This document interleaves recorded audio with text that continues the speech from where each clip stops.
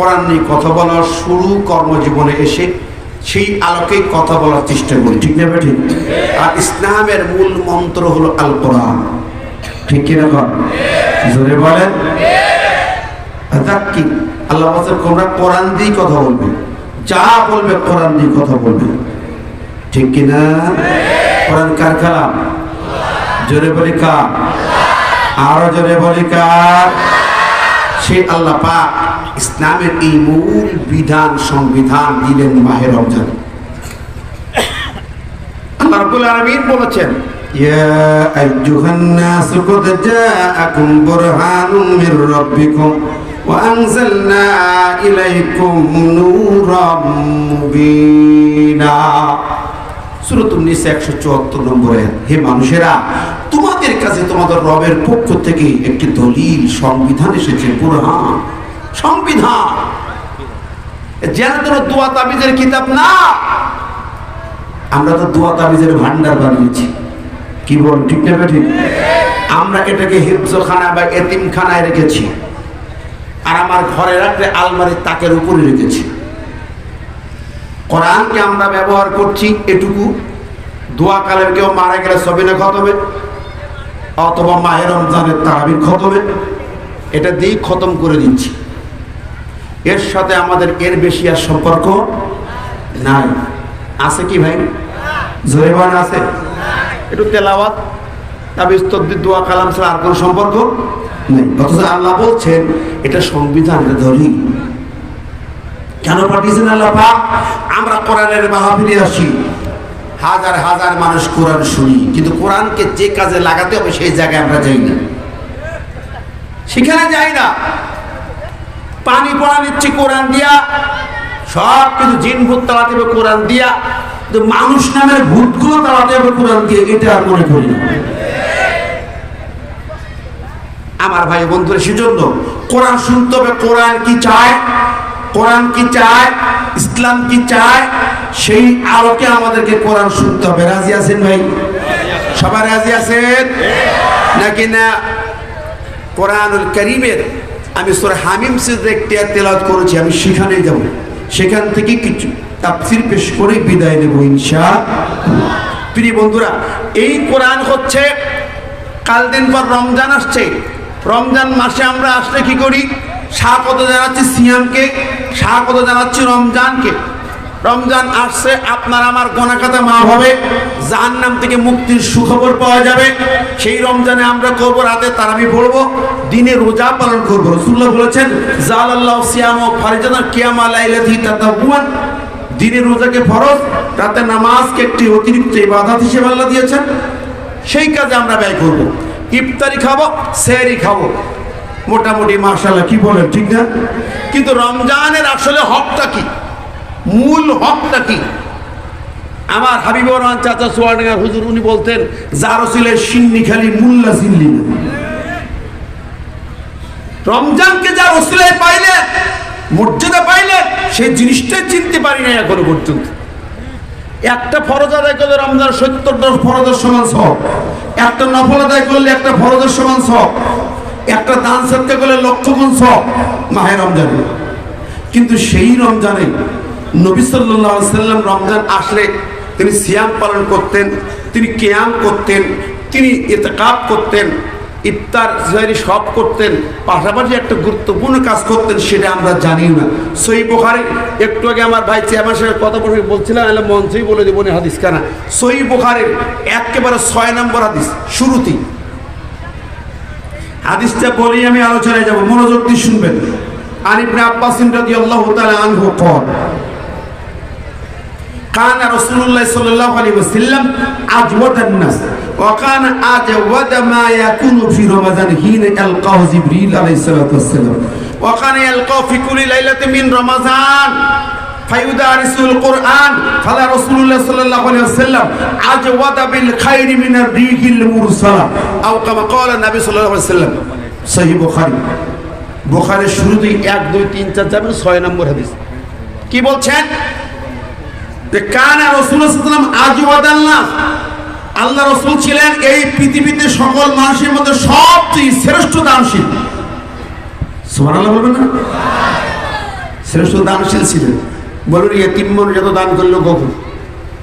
মাঝখানে মা খাদিজা কোটি কোটি টাকা সম্পদ হাতে তুলে দিয়ে সব দান সৎকার করেছেন, সুবহানাল্লাহ। এরপরে বললেন তিনি যে দানশীল হতেন বেশি, ওকানা আজওয়াদা মা ইয়াকুনু ফি রমাজান, তিনি রমজান মাসে আরো বেশি দানশীল হতেন, সুবহানাল্লাহ। কখন?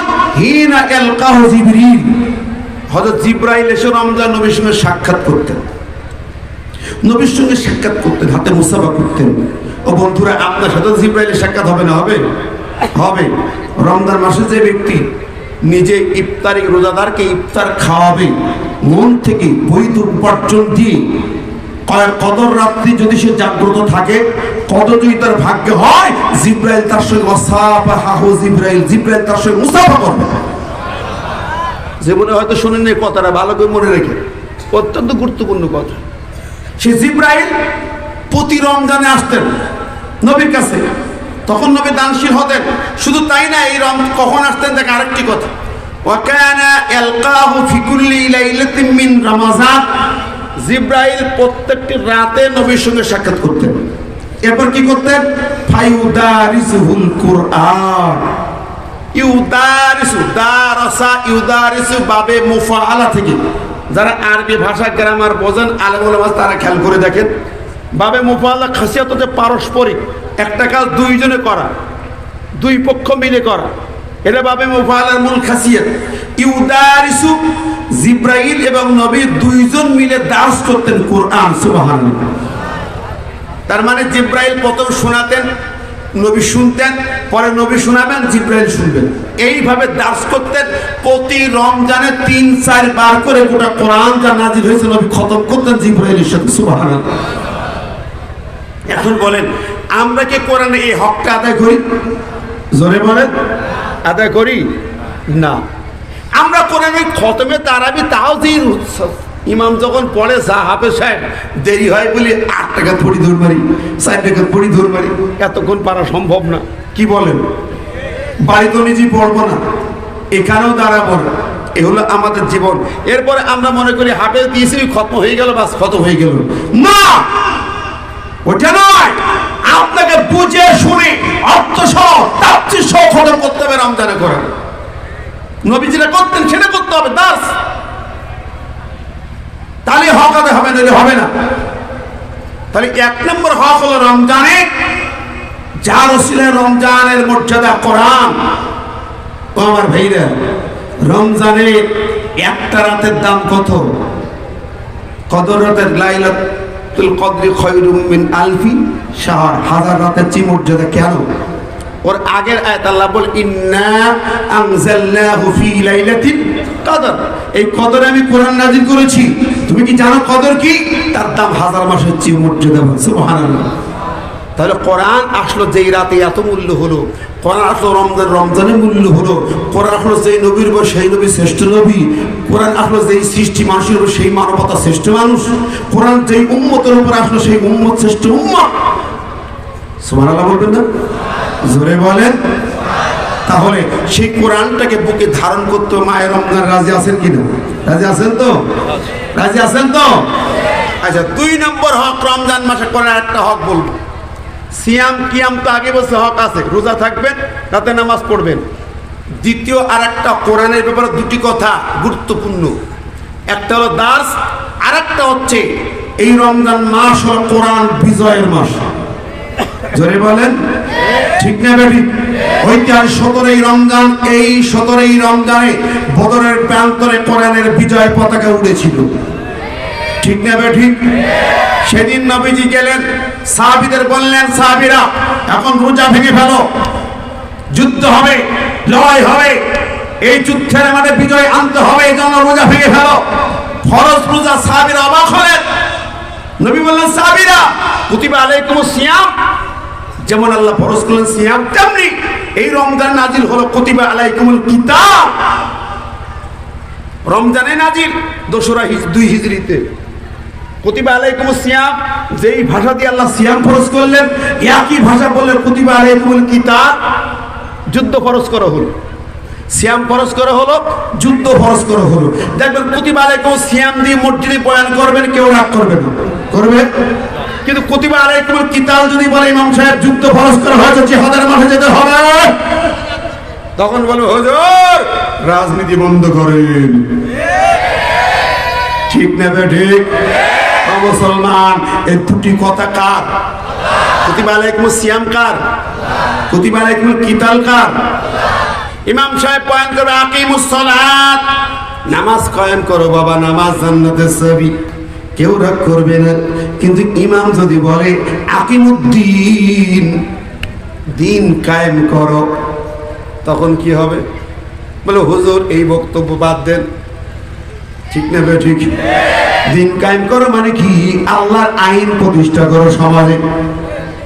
আল্লাহর আইন ছাড়া সমাজ চলবে না। আলাল খালকাল আমরু, সৃষ্টি যার, আইন হবে তার।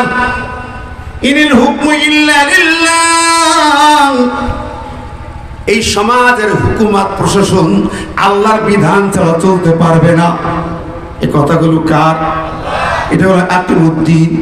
আকিমুস সালাত বললে কেউ মাইন্ড করবে না, রাগ করবে না। আকিমুদ্দিন যখন বলা হবে তখন অনেকেই বলবে হুজুর এটা রাজনীতি হবে না। তাহলে আকিমুস সালাত কার? আল্লাহর অর্ডার। আকিমুদ্দিন কার অর্ডার? আপনি কোরআন একটি অংশ মানবেন আর একটা অংশ মানবেন না, আপনি কাফের হয়ে মরবেন। একটা অংশ পছন্দ করেন আর একটা অংশ পছন্দ করেন না, নিশ্চিত আপনার মৃত্যু হবে জাহিলিয়াতের মৃত্যু। কথা বলেন? কুফরি মৃত্যু হবে। এখন হিসাব করেন, যারা কোরআনে মাহফিল শুনতে আসছেন বন্ধুরা, গোটা কোরআন আপনাকে মেনে নিতে হবে কি হবে না? মানতে হবে তো নাকি ভাই?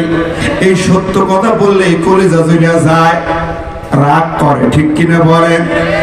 মায়ের রমজান এলো, ও বন্ধুরে শিক্ষা নিতে হবে। আমার নবী রমজান মাস 17ই রমজান যেমন বললেন সিয়াম ভাঙ্গো, লড়াই করো, ইসলাম কায়েম করো। আজকে তাম পৃথিবী গাজা ফিলিস্তিনে আমার ভাই মনে, ইসরায়েলরা 3 দিন আগে বোমা মেরে 112 জনকে হত্যা করেছে। ছোট ছোট বাচ্চারা খাবার পায় না, পেটে পাথর বেঁধে রাস্তায় দাঁড়িয়ে আছে। বিশ্বের মুসলমানরা ত্রাণ পাঠাচ্ছে। আমি বলে ত্রাণ ভান্ডার জাহাজ নয়, প্রত্যেক মুসলিম দেশ থেকে সৈন্য পাঠাও, অস্ত্র দিয়া। কথা বলেন? 180 কোটি মুসলমান জিহাদের ডাক দাও, জেরুজালেমে ছুটে যাও। ওই নাস্তিক মুরতাদ জঙ্গি সন্ত্রাসী ইসরায়েলকে পৃথিবীর মুখ থেকে নিশ্চিহ্ন করে দাও। জোরে বলো ঠিক না ঠিক? এটাই রমজানের হক। আমাদের সেই ডাকে এগিয়ে যেতে হবে। সারা বিশ্বের ডাক দেবে মুসলমানের বাচ্চারা, ওরা বাচ্চারা ডাক দাও, এখন ঝাঁপিয়ে পড়ো। যদি সেই ডাক আসে যেতে হবে, কারা কারা রাজি আছেন তো হাত তুলে দেখান তো দেখি।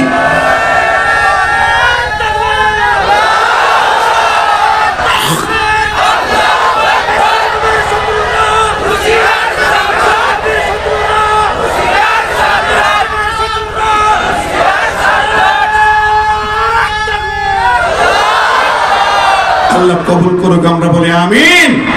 আমার ভাই বন্ধুরা, আমি আপনাদের সামনে এখন সেই কোরআন কারীমের আলোচনায় যাব। মন খারাপ করছেন? বোঝার চেষ্টা করবেন। যারা এসেছেন ভাগ্যবান, দাঁড়িয়েছেন ভাগ্যবান। ব্যাকগিয়ারে যারা যাবেন, আলোচনার মাঝখানে যখন পিছন দিক যাবেন, তারা হবেন সবচেয়ে হতভাগ্য, সবচেয়ে দুর্ভাগ্য, যে কোরআনের হক কথাটুকু শুনতে পাবেন না। অনেক জায়গায় হক কথা বন্ধ করা হচ্ছে, ঠিক না ঠিক? আমি যেই সূরা থেকে তাফসীর করছি শুনুন, সেই সূরা আলোচনায় গেলেই বুঝতে পারবেন সেই জমানায় পরিবেশটা কি ছিল। কোন সূরা মনে আছে? কোন সূরা আলোচনা হবে আমরা মনে রাখি না। একটু আগে আমার প্রিয় ভাই আব্দুর রাজ্জাক বিন ফাদিল কোন সূরা তাফসীর করছেন? সূরাতুন নিসা। আলহামদুলিল্লাহ, আমার 41 নম্বর সূরা সূরা হামিম আর সিজদা থেকে একটা আয়াত তেলাওয়াত করেছি। কোন সূরা আবার বলেন? হামিম সিজদা 30 নম্বরে। আমার প্রথমত এই সূরার শানে নজুলটা একটু শুনবো, রাজি আছেন তো? মন দিয়ে শুনবেন, মন দিয়ে কথাটা না শুনলে বোঝা যাবে না। কোরআন বুঝতে হলে শানে নজুলটা শুনতে হবে। মক্কার কঠিন একটা সময় এই সূরা নাজিল হয়, যে সময়টা আস্তে ধীরে ধীরে চলে গেছে। ওদের মাথা খারাপ হয়ে গেছে, নষ্ট হয়ে গেছে। ওরা বিভিন্নভাবে অত্যাচার নির্যাতনের রাস্তা বেছে নিয়েছে, বাধা প্রতিবন্ধকতা সৃষ্টি করছে মক্কার কুরাইশরা। আমার নবীজি কোরআন গারে হীরা থেকে কোরআন নিয়ে এসে ওদের কাছে যখন দাওয়াত দিচ্ছেন, কোরআন পেশ করছেন, কালেমার দাওয়াত দিচ্ছেন, ওরা আস্তে আস্তে বিরোধী হতে হতে মার মুখে হয়ে উঠল। কিন্তু সে সময় নামাজ ফরজ হয়নি, রোজা ফরজ হয়নি, হজ ফরজ হয়নি, যাকাত ফরজ হয়নি, পর্দা ফরজ হয়নি। এগুলো একটা, আমরা ইসলাম বলতে যে কয়টা বুঝি একটাও ফরজ হয়নি। শুধু কালেমা এবং কোরআন দিয়ে ওদের মন মগজকে ধুলাই করা হচ্ছে, ইমানের তালকিন দেওয়া হচ্ছে। কথাটা বুঝতে পারছেন তো ভাই? কিন্তু ওরা বিরোধী হলো কেন? এই কোরআন এমন কালাম, এর হক কথা বললেই একটা শ্রেণী বিরোধী হয়ে যায়, সত্য কথা তুলে ধরলেই একটি মহলের কলিজা কেঁপে যায়। কথা বলেন? আবু জাহেলের কলিজা কাঁপতে লাগলো। ওরা বলল এই সূরার মধ্যে আছে সে কথাটা। শোনেন ভালো করে আমার ভাইরা, আমি আগে সামনে নজরে যাই, তারপরে বুঝবেন। মক্কার পরিবেশে আমার একটু বেশি উঠেছে, আস্তে আস্তে দলে দলে ইসলাম কবুল করতে মানুষ ছুটে আসতেছি। আমির হামজা ইসলাম কবুল করার সময় হলো। আবু জাহেল একদিন নবীর গালে চড় মারলেন। হযরত হামজা মরুর মাঠে শিকারের জন্য মাঠে ঘুরে ঘুরে বেড়াচ্ছে মরুভূমির ময়দানে। হঠাৎ একটা আওয়াজ হলো, হামজা ফিরে যাও মক্কায়, তোমার ভাতিজা আহত। কে আওয়াজ দিল জানে না, ডানে বামে কেউ নেই, সামনে একটা হরিণ আর কেউ নাই। হামজা আওয়াজটা শুনে মনের ভিতরে ধাক্কা দিল, ব্যাক করলে এক দৌড়ে মক্কায় চলে এলো। কোথায় ভাতিজা? আমার এতিম ভাতিজা মুহাম্মাদের গায়ে হাত দিল কেন? নেতা বাড়ি এলো, নবী নেই, মুহাম্মদ নেই ঘরে। কোন দিকে গেল কেউ বলে না। আবু জাহেলের বাড়ির সামনে চলে গেল নেতা। আমার ভাতিজা বাবা নাই, মা নাই, দাদা নাই, এতিম মনে করে তাকে মারছো? নেতা বলে হ্যাঁ মেরেছি। সে আমাদের ধর্মকে কলঙ্কিত করেছে, আমাদেরকে কাফের বলে কথা বলতেছে, আমাদের কাফের বলে। আবু জাহেল ক্ষিপ্ত, আমাদের কেন কাফের বলে? আমরা কাবা ঘর নির্মাণ করি, কাবা ঘরে দেখাশোনা করি, আমরা কাফের নাকি? তোমার ভাতিজা আমাদেরকে কাফের বলেছে, আমি তার থাপ্পড় মেরেছি। সঙ্গে সঙ্গে হামজা দেরি করে নাই, তার হাতে ধনুক ছিল, তীর ধনুক। ধনুকের উল্টা পিঠ দিয়া আবু জাহেলের কপালে দিল একটা আঘাত লাগাইয়া। আবু জাহেলের কপালে মারছে বাড়ি, কপাল ফেটে রক্ত ঝরে। আর হামজা হুঁশিয়ার করে বলে, এই নেতা কোনদিন মুহাম্মাদের গায়ে হাত দিবে না, হাড্ডি মাংস থাকবে না। আল্লাহু আকবার। হামজা তাকে মেরে রক্ত ঝরছে, ছুটে যায়। মুহাম্মদ কোথায়? নবীজি পাহাড়ের পাদদেশে বসে বসে আল্লাহর কোরআন তেলাওয়াত করে, দোয়া কালাম পড়ে সেখানে চলে গেল। ও ভাতিজা শোনো, কাঁদছো কেন? চোখে পানি কেন? মন খারাপ কেন? চলো আমার সঙ্গে বাড়ি চলো। নবীজি বলছেন না, এখন যাব না। চাচা কেন যাবে না? শোনো, তোমার দুশ্মনী করে যে নেতা, মক্কার সবচেয়ে বড় নেতা আবু জাহেল, তার আমি ধনুক দিয়ে কপাল ফাটাইছি, আমি কপাল ফাটাই আসলাম। এখন চলো বাড়ি চলো, তোমার গায়ে কেউ হাত দেবে না, আমি সামনে দাঁড়াবো। বিশ্বনাথ চাচা আমি এটা চাই না। বলে কি চাও?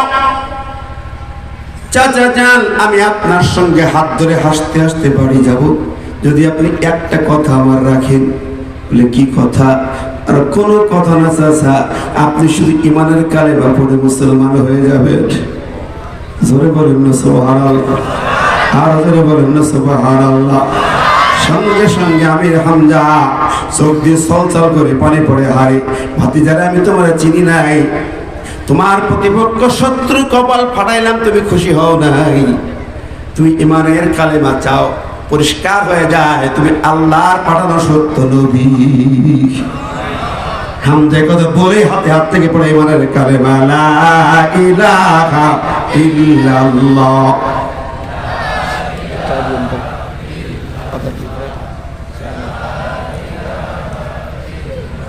জোরে লা ইলাহা লা ইলাহা ইল্লাল্লাহু মুহাম্মাদুর রাসূলুল্লাহ। আমার ভাইরা, এই খবর ছড়িয়ে গেল গোটা মক্কায়। আবু জাহেলের দল আরো টেনশনে পড়ে গেল। এবার ওরা কাবার পাশে বিকাল বেলা বিরাট আসর জমায়ে মক্কার সব নেতারা এক জায়গায় হয়ে গেছে। মক্কার যত নেতা, উতবা, সাইবা, ওলিদ, আবু জেহেল, আবু সুফিয়ান সহ সব এক জায়গায় আলোচনার টেবিলে বসে গেল। উতবা বিন রাবিয়া সেখানে বললেন, আসরের ভিতরে বল, শোনাব যেই পরিবেশ তৈরি হয়েছে গোটা মক্কা, যেন মনে হয় গৃহ যুদ্ধ লেগে যাবে। আমাদের ঘরে ঘরে মুহাম্মাদের দলের কর্মী তৈরি হয়ে যাচ্ছে। এখন আমরা এখনই একটা সমাধান করতে চাই। উতবা বিন রাবিয়া হলো সবচেয়ে বয়োজ্যেষ্ঠদের মুরব্বী, বিশ্ব নবী, তার ব্যাপারে সমঝোতায় বসতে চান। উনি হলেন আবু সুফিয়ানের শ্বশুর। উনি বললেন, তোমরা যদি রাজি হও, অনুমতি দাও, আমি 3টি প্রস্তাব নিয়ে মুহাম্মাদের সঙ্গে সংলাপে বসবো। মক্কার রাজপথের রক্তাক্ত হতে দেব না, সব দ্বন্দ্ব মিটে যাবে। আর আমি মুরব্বী, আমার বিশ্বাস হলো মুহাম্মদ 3টির যে কোনো একটা মেনে নেবে। তোমরা যদি অনুমতি দাও আমি চলে যাই। আবু জেহেল সহ সবাই বলো, যান, আপনি মুরব্বী, দেখেন সমাধান করতে পারলে তো খুব ভালো। এবার উতবা বিন রাবিয়া ওরা কাবা শরীফের এক পাশে বসে আছে, আর বিশ্বনবী অপর পাশে বসে বসে কোরআন তেলাওয়াত করতেছে। উতবা বিন রাবিয়া উঠে সেখানে গেলেন, বলে, ইয়া মুহাম্মদ, আমার কিছু কথা তোমার সাথে শোনা। নবীজি ফিরে বললেন, চাচা বলুন। দুইজন মুখোমুখি বসে কথা হচ্ছে। উতবা বিন রাবিয়া বলছে, মুহাম্মদ, আমরা দেখছি মক্কার পরিবেশটা ভালো না।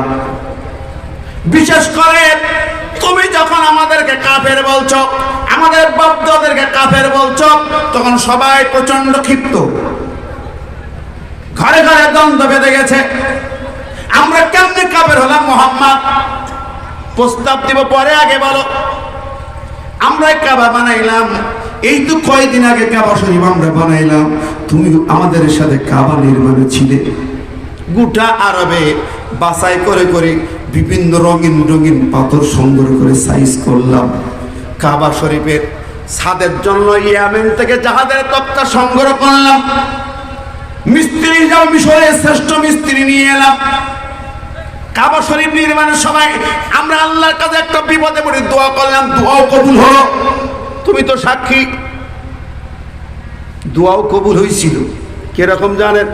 কাবা নির্মাণ করবেন, ছাদটা খসে পড়েছে, দেয়ালের উপর একটু ভেঙে চলে গেছে, উপকরণ সব রেডি, কিন্তু ওই কাবার দেয়ালে একটা বড় সাপ সকালবেলা আসে, সূর্য ওঠার পরে ওই দেয়ালের পরে বসে বসে ফোঁস ফোঁস করে, মুখটা বড় করে ফোঁস করে, গোটা মক্কার লোকের কলিজা শুকায় যায়।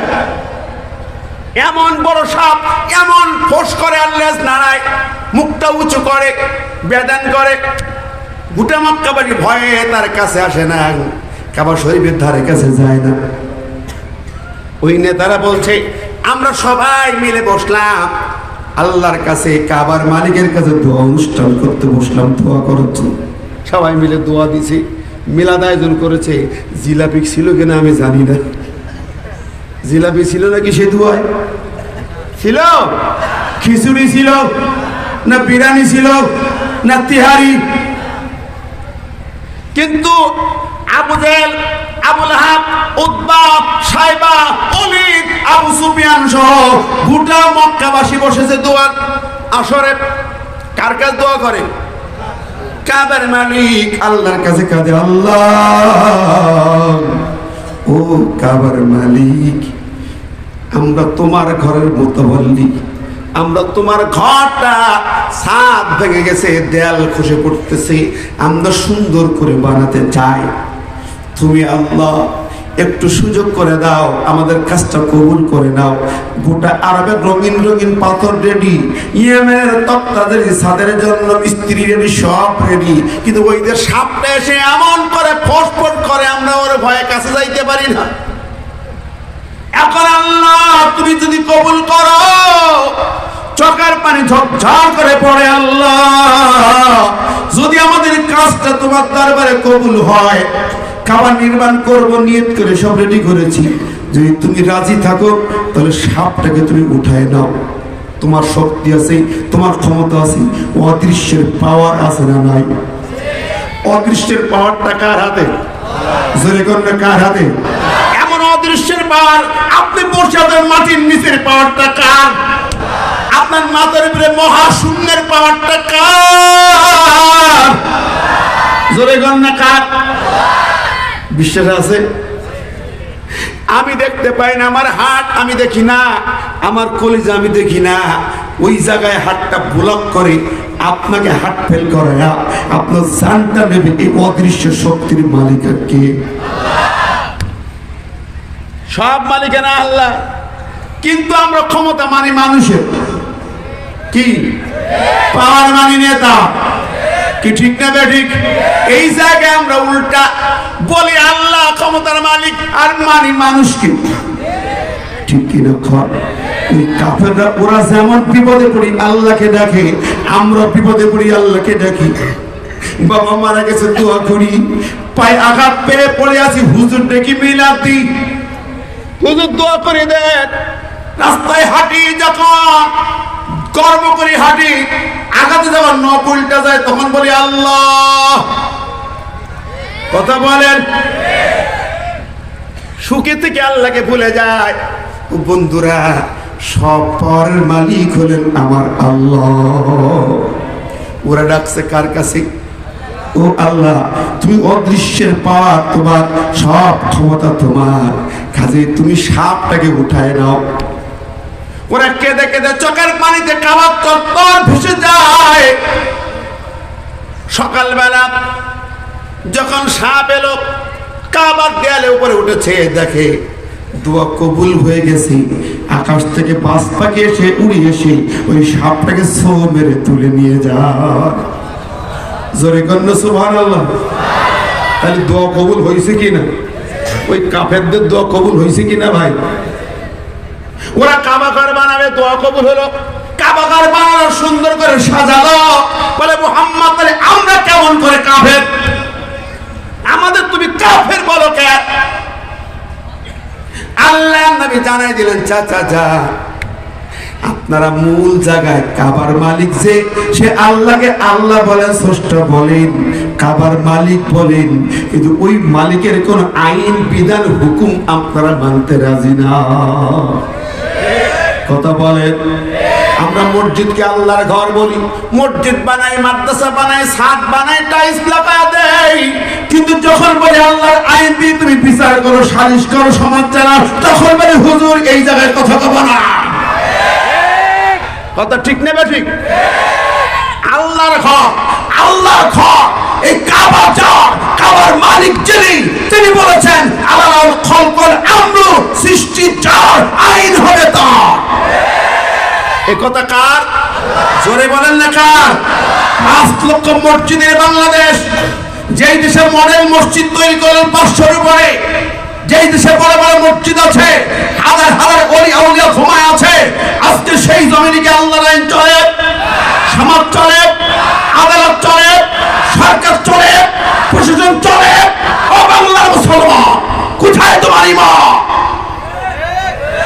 কথা বলেন।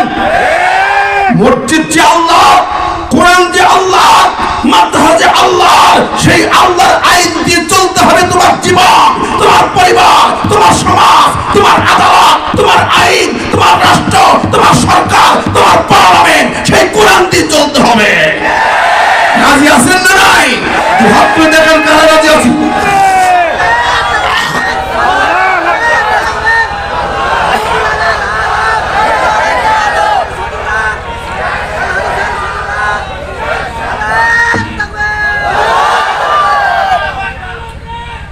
আমার ভাই ও বন্ধুরা, এই জায়গায় আমরা বাধা, আমরা উল্টা। আল্লাহ এই জন্য তোমরা কাফের। কথা বলেন। ও বন্ধুরা আমার, এই ভাইজান উঠলেন, রাগ করলেন নাকি? যে হুজুর ওয়াজ শুনলাম তো এগুলো শুরু করে নাকি? পূর্ণাঙ্গটা শুনতে হবে, ঠিক না ঠিক? মাইন্ড করে কেউ যেন উঠেন না, দয়া করে পিছনে গাইলে হতভাগাবেন, আগে বলেছি, কঠিন হতভাগা, দয়া করে শুনবেন, মনোযোগ দিন। আমার নবীর কাছে প্রস্তাব নিয়ে গেলেন, উদ্বা বিন রাবিয়া প্রথম প্রশ্নের জবাব পেয়ে গেলেন। এরপরে মোহাম্মদ তারপরে শোনো, তুমি চাই বলো না কেন আমরা সমঝোতা আসতে চাই। আমরা বাপদাদার ধর্ম মানি, কাবার মালিকের সঙ্গে আমাদের কথা, কাবার মালিকের এই ঘরে মোতাল্লি, আমরা দ্বন্দ্ব ফাসাদ মেটাতে হবে। 3টা প্রস্তাব তোমার কাছে আমি রাখি। কয়টা প্রস্তাব? ভালো করে শুনবেন, 3টা প্রস্তাব। 1 নম্বর হচ্ছে, তুমি যে মিশন চালাচ্ছ, যে দাওয়াত দিচ্ছ, যে দিন বলতেছ, এর লক্ষ্য উদ্দেশ্য তোমার যদি অর্থকরী হয়, টাকা পয়সা হয়, তুমি যদি টাকা পয়সা চাও, আমরা গোটা আরবের সবাই মিলে তোমার শ্রেষ্ঠ ধনী বানাই দেব। যদি তুমি টাকা পয়সা না চাও, বাদশাহিত্ব চাও, নেতা হতে চাও, আমরা তোমার কাছে স্বীকার করবো। আমি বলছি আমরা সবাই তোমাকে বাদশা মানবো, রাজা মানবো। তুমি যা ফয়সালা দেবে তাই মানবো, তবে শুধু তুমি ওই যা বলতেছো ওইগুলো বলবে না। কথা কন না? তুমি আল্লাহর দিনের কথা বলছো, নতুন দিন, নতুন ধর্ম, নতুন বিধান, এগুলোর কথা বলতে পারবে না।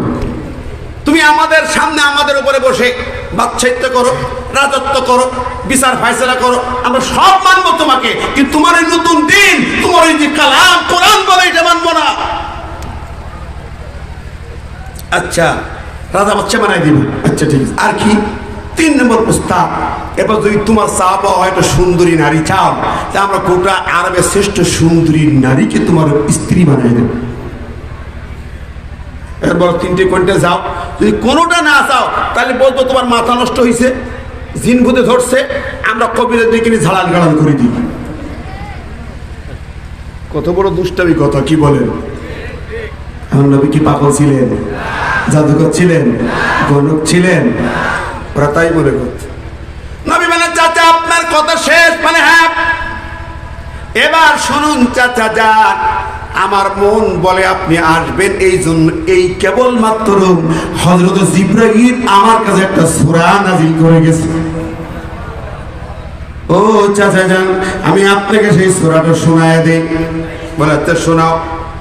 চুপ করে গেল। সূরা নাজিল হয়েছে হামিমা সিজদা, ওই সময় ঠিক ওই মুহূর্তে হামিম সিজদা নাজিল হলো। আল্লাহর নবী শুরু করলেন, চাচা শোনেন, বিসমিল্লাহির রাহমানির রাহিম, হামিম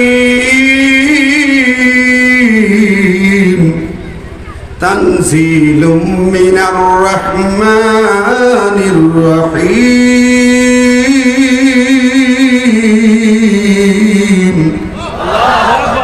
চাচা, এই কোরআন আল্লাহর পক্ষ থেকে নাজিল হয়েছে। সুবহানাল্লাহ। এই তেলাওয়াত করতে করতে যখন নবী সামনে আগান, উদ্বা চোখ মোটা মোটা হয়ে গেল, 2 হাত পিছন দিয়ে মাটিতে রেখে হেলান দিয়ে বসছে।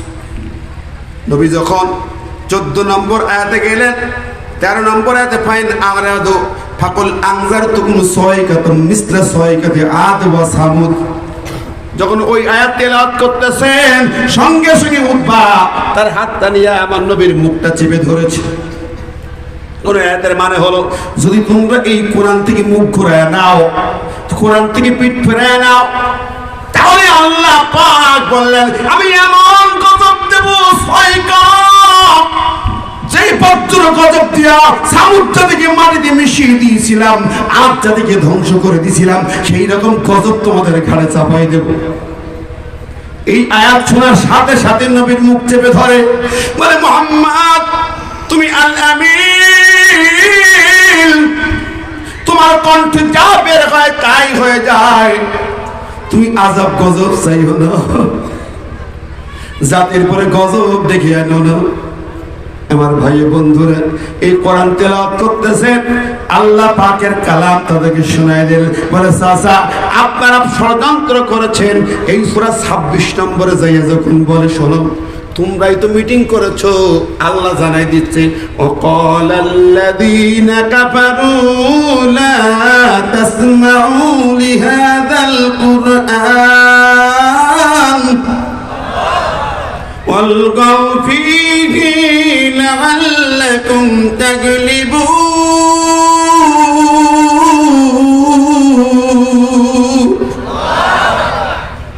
26 নম্বরে আয়াতে যে আল্লাহ শোনাইতেছে, শোনো, তোমরা মিটিং করেছো, ওটা আরববাসীকে বলে দিয়েছো তোমরা এই কোরআন শুনতে যাবে না, যেখানে কোরআনের মজলিস হবে তাফসীর হবে ওই সেই হট্টগোল করে বন্ধ করে দাও।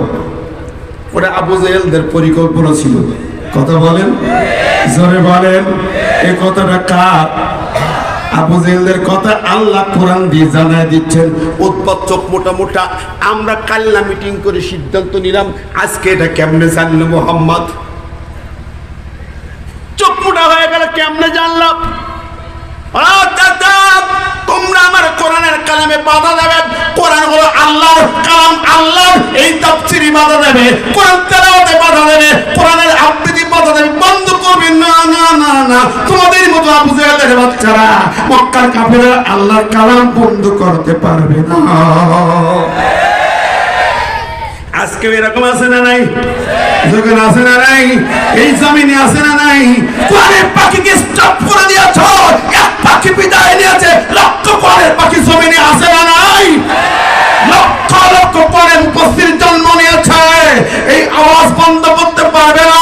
তাফসীর মাহফিল ৪০ লাখ জারি করে বন্ধ করতে পারবে না। ৫ লক্ষ মসজিদে মসজিদে করে তাফসীর হবে, হবে, ঠিক না বেঠিক? আমার ভাই ও বন্ধুরা, আল্লাহ পাকের কোরআন, আল্লাহর কালাম মুখের ফুৎকার দিনই ভালো। স্কুল মাদ্রাসায় কোরআন বন্ধ করে দেবে। আমার আল্লাহ পাকের জমিনে, এই জমিনে ২৫ লাখ হাফেজ কোরআন তৈরি হয়েছে। কত? ২৫ লাখ। আজকে ৪ জন হলো, সেদিন ১৫ জনকে বাগড়ি দিয়েছি। প্রায় এরকম ৭ জন ৫ জন ১৫ জন। বাংলাদেশের বুকে এখন ২৫ লাখ হাফেজ, ৫০ লাখের উপরে আলেম, ইমাম মুয়াজ্জিন আছে না নাই? হাফেজ, আলেম, ইমাম, মুয়াজ্জিন, হাজী, গাজী প্রায় ১ কোটি কোরআনের কর্মী এই বাংলার জমিনে আছে না নাই? কোরআনের আওয়াজ কেউ বন্ধ করতে পারবে না। আগামী দিন আমরুহুম শুরা বাইনাহুম, এই কোরআনের আওয়াজ পার্লামেন্টে যাবে। বাংলার জমিন কোরআনের জমিন হবে, বাংলার পার্লামেন্ট কোরআনের পার্লামেন্ট হবে। আপনার চান কি চান না?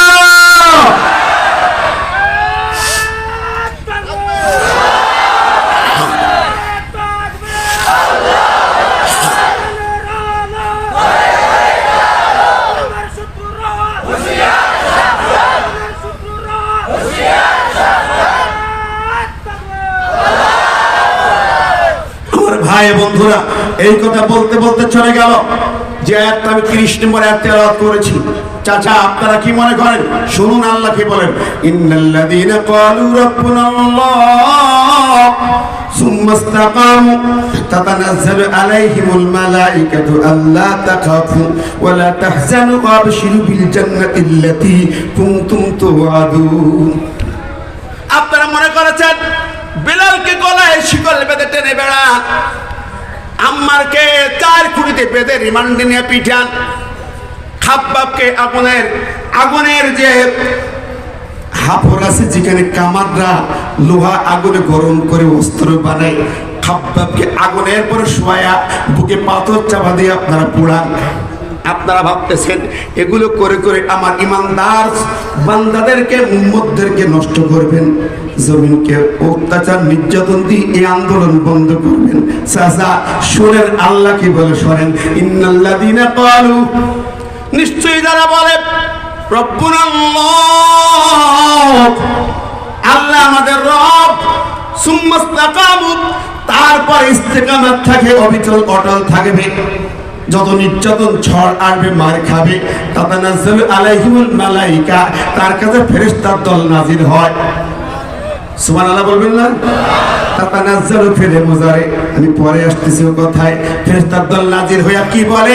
আল্লাহ তাখাফু, ভয় পাস না, ওয়ালা তাহজানু, টেনশন করিস না, ওয়াবশিরু বিল জান্নাত, তোর জান চলে যাবে, শহীদ করবে আল্লাহ পাক তোর জন্য জান্নাতের বিশাল রাজপ্রাসাদ জান্নাত রেডি করে রেখেছে। জোরে বলেন না সুবহানাল্লাহ। ঠিক এই সময় আম্মারের উপর অত্যাচার হয়। নবী যখন যাচ্ছেন রাস্তা দিয়ে দেখে রাস্তার ধারে আবু জেহেলের বাড়ির পিছনে সুমাইয়া তার ছেলে আম্মার আর তার স্বামী ইয়াসিরকে বেঁধে রেখেছে, বেঁধে বেঁধে নির্যাতন দিচ্ছে। খেয়াল করেন, ইসলামের প্রথম শহীদ সুমাইয়া মা সুমাইয়া কেন মার খেলো বন্ধুরা? তখন কিন্তু নামাজ ফরজ হয় নাই, হজ যাকাত ফরজ হয় নাই, হয়েছিল না। ওই সময় সুমাইয়া শহীদ হয়। কোন অপরাধে মার খেলে শহীদ হলেন? নামাজে ডাকলে কেউ মানে না, রোজায় ডাকলে কেউ বাধা দেয় না, হজে ডাকলে কেউ ব্যারিকেড দেয় না, উমরায় ডাকলে খুশি হয়, যাকাত দিলে খুশি হয়, দান করলে খুশি হয়, ইফতার দিলে খুশি হয়, ঠিক না ঠিক? কিন্তু নাকশে মারে কোন সময়? কোন সময় মারে ভাই জোরে বলেন? এই জায়গাটা আমরা এখনো বুঝি নেই, বুঝি নেই। আচ্ছা, ফেরাউন বনি ইসরাইল বংশে ৮০,০০০ মায়ের কোলের বাচ্চা সন্তানকে জবাই করলো কেন? ৮০,০০০ বনি ইসরাইলদের মায়ের গর্ভ থেকে বাচ্চা ছেলে পুত্র সন্তান জন্ম নেবার সাথে সাথে জবাই, ঠিক কিনা কন? এবার কত জবাই করছে? ৮০,০০০। খেয়াল করেন, ৮০,০০০ কেন জবাই হলো? কি অপরাধ ছিল ওদের? কোন অপরাধ ছিল? জোরে বলেন না ভাই, রাগ করছেন নাকি? কোন অপরাধ ছিল কি? ৮০,০০০ পুত্র সন্তান জবাই হয়েছিল কেন? কোন কারণে? কারণ একটাই, স্বপ্ন দেখেছিল ফেরাউন যে বনি ইসরাইলদের এলাকা থেকে একটা আগুনের গল্লা উড়ে আসছে। ওই আগুনের গল্লা তার রাজপ্রাসাদে ঢুকে পড়েছে, আর রাজপ্রাসাদে ঢুকে পড়া রাজপ্রাসাদ পুড়িয়ে ছারখার করে গেছে। এই স্বপ্ন দেখে স্বপ্নের তাবির করলো, তারা ব্যাখ্যা দিল, জানাই গেল ফেরাউন রে, ওই বনি ইসরাইলদের ঘরে এমন একটা পুত্র সন্তানের জন্ম হবে যার রাজনীতি, যার পলিটিক্সে, যার দাওয়াতে দিনে মিশন চলবে, আর তোমার রাজপ্রাসাদ খতম হয়ে যাবে, তার নেতৃত্বে নতুন পৃথিবী গড়বে, সে রাজপ্রাসাদের মালিক হবে। এই স্বপ্ন দেখেই তো মায়ের গর্ভ থেকে আসা পুত্র সন্তান জবাই করে। কথা বলেন, যদি স্বপ্ন